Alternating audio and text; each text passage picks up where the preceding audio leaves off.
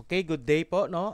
Let's try, no? Ang ating topic na yon is how to estimate periods of vibration given yung tinatawag natin na response acceleration history or time history, no? O yung as simple as tinatawag natin na signal, no? Given ito, let's say paano kung given ito siya, no? Example, nakuha natin ang ating ito or itong tinatawag natin na acceleration response gamit ang shake table test. Okay. So, paano natin ma-determine yung fundamental period or fundamental frequency ng structure na subject natin sa tinatawag nating shake table test, no? Yung kanyang fundamental period or fundamental frequency. Given ito. So, ito siya makukuha natin to sa actual gamit ang accelerogram, no? O yung sa ginawa natin tinatawag natin na vibrometer, no? Makukuha natin tong data na ito. Maglalagay kayo ng accelerogram sa isang building, tapos i-subject nyo siya sa shake table, then makakakuha kayo ng tinatawag na response acceleration or response displacement or response velocity. So for this topic, response acceleration lang. So as you can see here, ito rin yung ginawa niya, no? I will show you the link here, no, para makita nyo to, mabasa nyo to siya, no? As you can see here, nag-experiment siya, i-compare niya yung mechanical na equation para maghanap ng mechanics of materials na equation, no? Mechanics of materials na equation para mahanap yung period, mga tinatawag na analytical methodologies, yung wide column analogy, yung finite element analysis ginamit niya rin. But ito siya, i-compare niya dun sa actual na result ng shake table. So, yung ginamit niya dito na shake table tinatawag na ambient vibration test, no? So, itong apat dito na building, gi-shake table niya to, tapos gi-determine niya ang tinatawag na period of vibration, yung fundamental period saka fundamental frequency from the shake table test. So, ano kaya yung ating gagamitin para malaman natin yung fundamental period ng from the shake table test, no? Kukunin natin yung kanyang accelerogram or yung response acceleration. So, ginamit niya yung power spectrum, no? Explain ko later kung ano tong power spectrum. So, kailangan natin yung mga software para makakreate tayo nito. So, as you can see here, itong type 1, no? Type 1 na bahay, letter T. Ito ba yun? Single story type 1. Ito. Two story. Yan, no? Iwan ko saan dito yun. So, meron siyang fundamental frequency na 12.4. So, nakuha niya ang period, no? Paano ba kunin ang period? I-divide lang natin siya sa 1 divided by 12.4. Makukuha mo ng period kasi ang relationship ng period sa frequency is that the period is equals to 1 over frequency. Di ba? Yan. So, pag meron tayong frequency 12.4, nakukuha natin ang period, no? So, ang goal natin dito, makuha itong period at saka itong frequency. Tapos, meron pa tayong tinatawag na circular frequency is equals to 2 pi f, no? 2 pi f. Yan. Ito yung tinatawag na mga parameters ng structure, no? Kailangan natin yan. So, from this one, pwede na natin makompute ang kanilang stiffness, yung overall stiffness ng ng structure mo, or yung gina-subject natin sa shake table test. At given yung mass, alam naman natin yung formula nito, no? Square root of k over m, no? Square root of k over m. So, wag ito kalimutan na. So, yan na yung mga fundamental na properties o yung So, anyway, ang gagamitin natin dito is itong power spectra. So, paano ba natin kukunin ng power spectra? So, i-convert lang natin yung tinatawag natin na tingnan natin ito. I-convert natin ito into what we call a power spectra, no? Power spectral density curve, no? By the way, pakita ko sa inyo kung saan ko to kinuha. Yung alam nyo naman yung topic natin ito, no? Okay. So ito, this is a numerical solution. Obviously, alam na natin ang period of vibration, 0.87. So, i-check natin kung tama ba talaga ang 0.87. Kung makukuha ba natin to ulit, given ito. Given itong data na nandito sa tinatawag na response acceleration. So, ang graph ng response acceleration natin ito, no? Tapos, lagyan natin dito ng T. Copy mo natin. So, ang period of vibration nito, no, ng structure natin, nag-subject. Yung buong structure na, ito na yung period niya. Period of structure, 0.87. Tingnan natin kung makuha natin itong 0.87 seconds. No? Tingnan natin kung makuha natin. Given ito. So, ito siya. Ang una natin gawin, Buksan nyo yung ano nyo, yung sinabi ko sa inyo, view wave, no? Okay, open nyo yung view wave, open nyo yung known files. So sa CSV nyo, no? So ito na yung response to El Centro. First, neglect first column, tapos gawin natin to siyang, tama, sige, 100. So, centimeter per second squared naman siya, wag na natin siya lagyan ng factor, first line contains label. Okay, so, sorry, ito lang yung pinakita, dapat hanggang 30 to siya. Okay, ulitin natin. Response to El Centro, i-adjust natin to, gawin natin tong 50. Yan, para makita natin lahat. Okay, hanggang 30 na siya. Okay. So, i-zoom natin, no? Zoom. Yan. So, as you can see, pinasok natin dito sa tinatawag na view wave. By the way, itong view wave, pwede nyo ito ma-download, no? Hanapin nyo lang sa Google, no? Just find it in Google for view wave. Then, you can, this is, tinatawag natin na open software, no? This was, I think, developed by Japanese, no? Libre lang ito, class, no? Pwede nyo ito gamitin sa research nyo.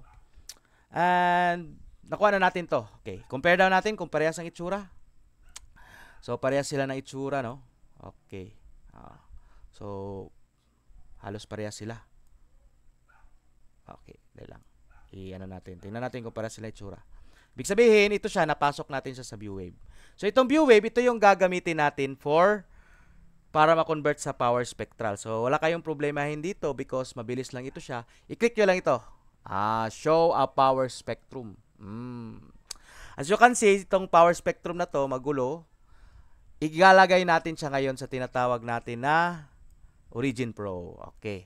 Paano ba natin kukunin ang data nito at malalagay dito sa Origin Pro? Kailangan itong Origin Pro para i-present sa akin yung data na ito. Tapos dito na rin natin malaman kung ano yung kanyang fundamental frequency. Kasi makuha natin dito kasi fundamental frequency.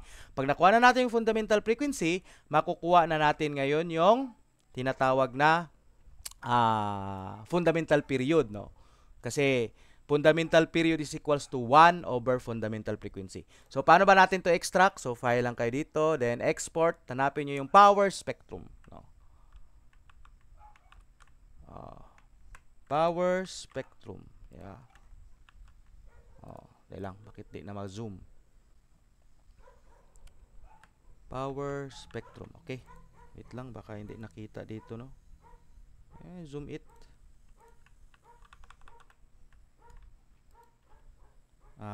Tingnan natin. So, power spectrum. Okay. Sige lang. Yun na. Basta ito, power spectrum ang kukunin natin, no? Sorry. Export. Then, pwede nyo rin kunin itong energy spectrum. So, tingnan daw natin kung ano itsura ng energy spectrum, no? View, energy spectrum. Saan ba yung ano natin ito? Yan, energy spectrum. So, pwede rin natin ito kunin itong energy spectrum, pero para to sa velocity. Kasi alam nyo naman, ang velocity at saka energy, halos magkaparehas. So, dito, makukuha natin dito yung tinatawag na period. Pero later na, no? Power spectrum ang gamitin natin. So, power spectrum. So, itong power spectrum, no? Meron na akong na response spectrum, no? Cancel lang natin yan. So, i-open ko yun yung ano dito. Dahil lang okay, wait. Power spectrum. Yan. Okay. Okay. So, na-open ko itong power spectrum. Pwede natin tingnan dito, no? Pwede man natin diretsuhin yan siya. Tingnan natin ang ano. Okay. So, nakita nyo dito, makikita natin na ito na yung power spectrum. Ba't mas maganda to tingnan sa ano? Sa tinatawag natin na yan. Dito sa Origin Pro, no? Gamitin natin tong Origin Pro. Yan. Okay, frequency, power spectrum. Yung tinatawag natin na power density, power spectral density, no? PSD density. Bakit din ako, no? Power spectral density. PSD. Okay. So, paano natin hanapin dito? Okay. Ang gagawin lang natin dito, class, simple lang. Hanapin natin yung pinakapataas na peak at i-determine natin kung ano yung equivalent niya na frequency. So, mahirap dito sa Excel. So, itong gamitin natin. So, paano ba natin kukunin? Punta lang tayo dito sa tools. Hindi. Tama ba? Tools ba yun? Wait. Sa tools. Asan dito yung ano? Pick. Pick. Wait, sana yung pick dito.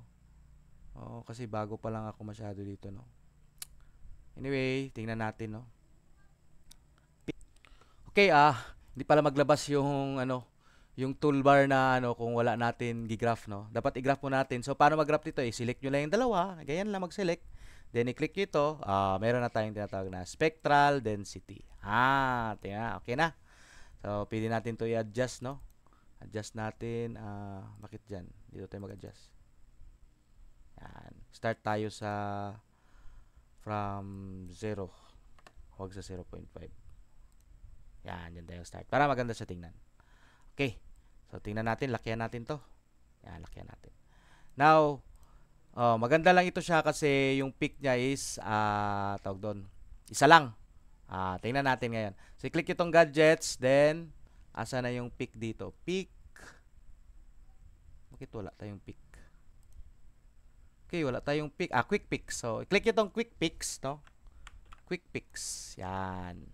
So, sa quick picks, click nyo lang yan. Tapos, sabihin nyo to, none lang. None. Yan. Okay. Okay nyo. Tapos, click nyo dito, expand to full plot range. Okay. Then, ano natin? I-tag picks. Okay. So, fortunately, isa lang yung pick natin, no? Kita nyo yan. So, tanggalin natin ito. So, ang answer natin, ang kanyang fundamental frequency is 1.1476. So, ngayon, ilan ito ngayon? Tingnan natin. I-calculator natin, 1 divided by 1.14746 equals 0.87. So, di ba? Okay. So, 0.87. So, dito class, kasi ginamitan lang natin ng natural vibration, tapos, numerical solution, nakuha natin ang eksaktong sagot kasi isa lang talaga yan, 0.87. Di ba? So, kung meron kayong tinatawag na data sa shake table test, gamitin ito. So, ito na yun, no? Paano ko, sir, kung mag-try tayo ng ibang ano? So, meron akong gitry dito, no? Power spectra, no? Power spectra ng ano natin. Tinan ko dito. Power spectrum ng brace frame, no? So, this is the power spectrum ng brace frame. Delete nyo na yan. So, tingnan natin dito. Insert natin. So, ito actual to siya na ano, class? Actual to na data, no? Actual to siya na data. So, marami siyang picks. Kung yung actual talaga, yung kukunin natin sa shake table test, marami talaga siyang picks. So, try natin ito. I-delete natin to, Delete. So, ito power PSD. Power spectral density. Tingnan natin to. Copy natin. Lagay natin sa Origin Pro. Okay. So, nagbago. Ay, bakit ganito na lang siya itsura? Yan. So, PSD natin. Okay. Uy, bakit nagpangit ito? Sige lang. I-check ko lang yung ano niya, no? So, anyway, ganyan. Anong gawin natin ulit? Gadgets, quick picks. Tapos, i-nan nyo lang ito. Then, okay. So, expand to full. Expand to full plots. Okay. Dami. Tapos, itag natin yung mga picks. Itag. Pag tag nyo ng picks, pwede nyo na X. So, anong pinakamataas dito na pick? Titingnan natin. So, 3.98438 Hertz. So, ilan ngayon yung kanyang fundamental frequency? Ito yung brace frame. Ito yung nakuha natin sa ano, no? Answer, no? Ano ba itsura ng brace frame dito? Ito. Yung brace frame, kasi i-compare natin yung brace sa ka-unbrace. So, 1 divided by 3.98438. So, therefore, meron siyang 0.25 seconds na period. Okay. So, I hope na nakuha natin ito, no? Madali lang, simple lang. Spectral density lang. Yan yung answer. Yan yung answer. So, spectral density lang yung ano natin. Oops. Sana yun. Okay. Hayaan nyo na yan. Yan. Okay. No? I hope na you learn here, no? Gigaya lang natin tong kanyang tinatawag. Makita nyo. Ito yung mga tinatawag na spectral density, no? Okay, so I think thank you, no? Yun lang yung gawin nyo para makaano tayo ng period of vibration.